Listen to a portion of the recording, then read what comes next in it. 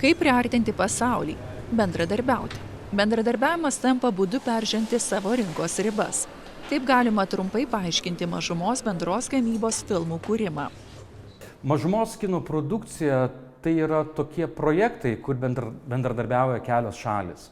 Ir kiekviena šalis gali prisidėti prie kitos šalies filmų gamybos savo specialistais, savo žiniomis, ir savo pinigais.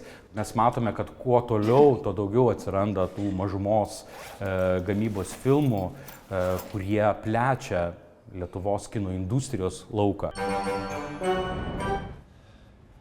Kanų kino festivalio konkursinėje programoje pristatytas ir gavęs François Chalet apdovanojimą filmas Du prokurorai, kurtas bendradarbiaujant Latvijai, Prancūzijai, Niderlandams, Vokietijai, Rumunijai ir Lietuvai. Režisierius Serhijus Loznica yra baltarusių kilmės ukrainietis. Filmas primena arba supažindina su sovietiniu režimu. Žiūrovas stebi, kaip sistema siurbia sąžinę ir iškelia klausimą, ar įmanoma išlikti teisingam neteisingoje sistemoje. Тогда послушай, что я тебе сейчас скажу. Только вперед вот посмотри. Что со мной НКВД сделала?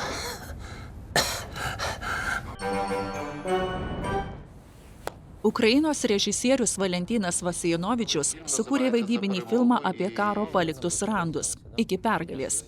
Režisierius pats atlikęs pagrindinį vaidmenį įsikūnija į žmogų, matantį, jog ir pasibaigus karui nebebus taip, kaip buvo. Iki pergalės pasaulinė premjera įvyko Toronto kino festivalyje, kur filmas laimėjo Platform programos prizą. Tai bendras Ukrainos ir Lietuvos darbas. Хочу поговорити з нею наживо, бо я щось вже взагалі не розумію. Ми ще сім'я чи вже ні? Bendro Kroatijos, Slovėnijos ir Lietuvos filmo Smėlio užtvanka pasaulinė premjera buvo Berlyno kino festivalyje. Kroatų režisieriai Čijan Černic Čanak paveikiai pasakoja apie pasirinkimą ar būti mėgstamu, ar būti savimi. Filme atskleidžiami vaikų ir tėvų požiūriai bei žvilgsniai į ateitį. Kroatijos Pilos kino festivalyje Smėlio užtvanka pelnė 4 apdovanojimus. Zašto se nisi javio? Onak nikad.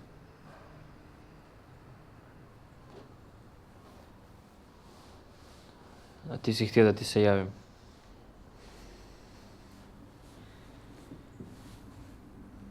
Sam si nesto.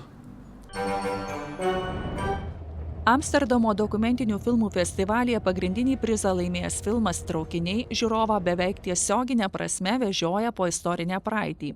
Nuo 20 amžiaus pradžios traukinių iki tada, kai vagonai buvo paversti mirties kameromis.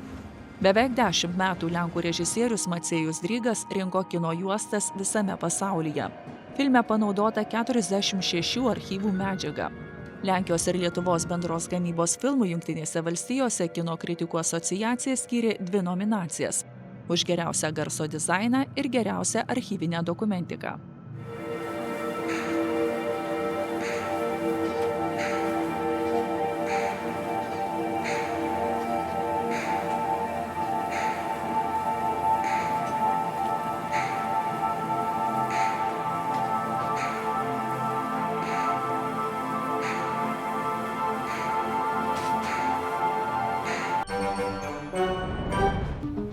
Danijos, Latvijos, Norvegijos, Suomijos ir Lietuvos bendras filmas Vieniša mama žiūrovui leidžia pačiam spręsti, kaip reaguoti į kitokią motinystę.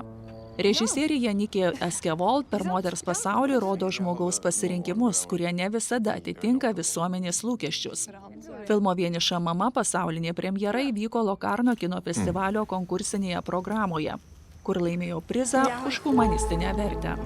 Jeg vet jo ikke hva han heter eller hvor han bor eller noe som helst. Jeg har ikke noen interesse av å vite det heller, han er jo bare en donor. Tikrai galiu pasidžiaugti, kad šių metų mažumos filmų nominacijoje turime labai stiprius filmus, turime labai žinomus ir garsius kūrėjus. Viena iš tokių jų sėkmės dalių yra mūsų lietuvių kino kūrėjai. Metų laimėtojai paaiškės gegužės 31 dieną. Hvala.